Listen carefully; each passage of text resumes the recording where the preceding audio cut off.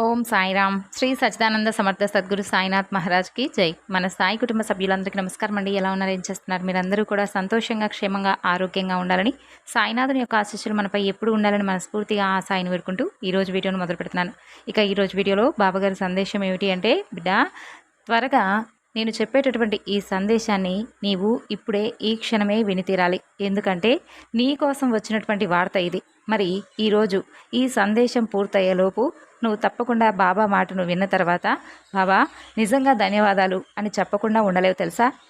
అంత ఆశ్చర్యాన్ని గొలిపేటటువంటి మంచి మాటలను ఒక సందేశం రూపంలో ఈరోజు నీ ముందు ఉంచబోతున్నాను. ఆలస్యం చేయకుండా సాయి మాటలను త్వరగా విని హాయిగా నిద్రించు అంటున్నారు. మరి ఈ సందేశానికి ఉన్నటువంటి పరమార్థం ఏమిటి, బాబాగారు మనకు ఏం ఉద్దేశించి ఈ సందేశాన్ని తెలియజేయబోతున్నారో తప్పకుండా తెలుసుకుందామండి. అంతకన్నా ముందు మన ఛానల్ని ఎవరైతే కొత్తగా ఇప్పుడే చూస్తున్నారో ఛానల్ను సబ్స్క్రైబ్ చేసుకొని వీడియోకి లైక్ చేసి సబ్స్క్రైబ్ చేసుకోవడం మాత్రం మర్చిపోకండి.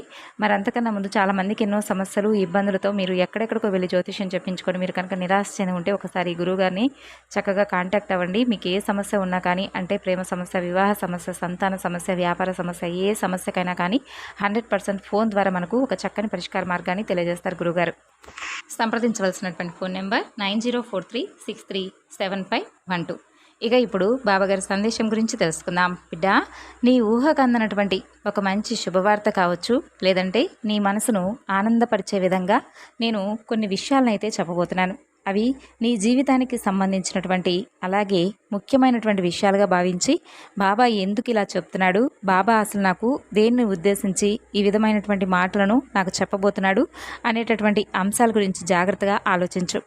ఈ అంశాలన్నీ కూడా నీ జీవితానికి ముడిపడే ఉంటాయి. అలాగే నీ జీవితంలో ప్రతినిత్యము కూడా జరుగుతూ ఉన్నటువంటి విషయాలని తెలుసుకో.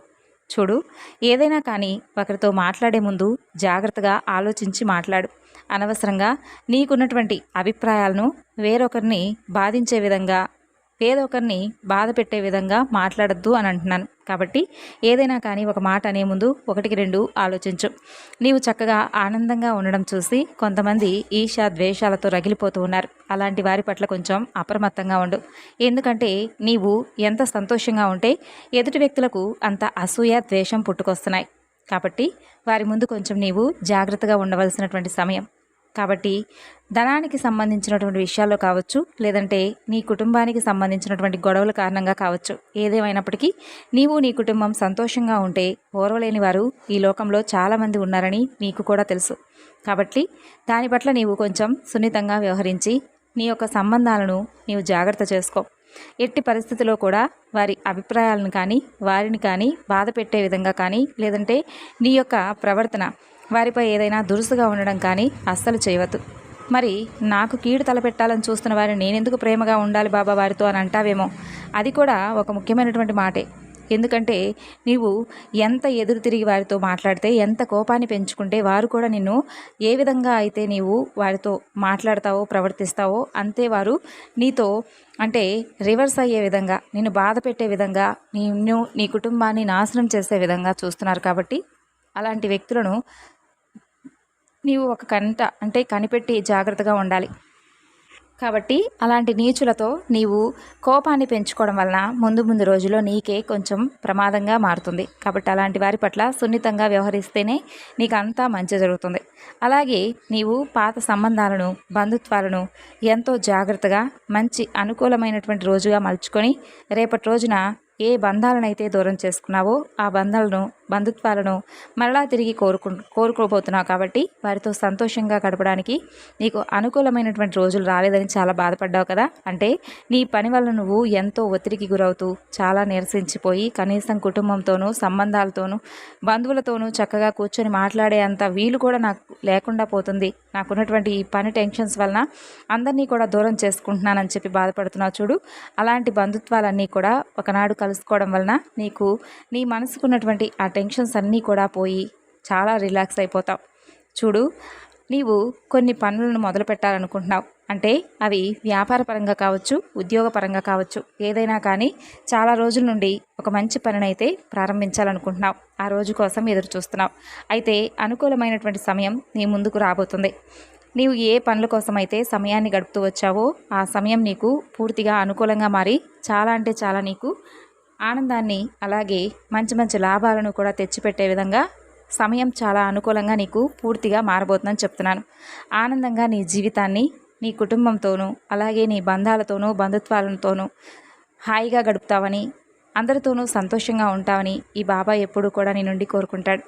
అంతేకాదు, ఎవరితో కూడా అనవసరమైనటువంటి వాగ్వాదాలు చోటు చేసుకునే విధంగా ఎవరితోనూ ఏకపక్షమైనటువంటి నిర్ణయాలను అసలు తీసుకోవద్దు.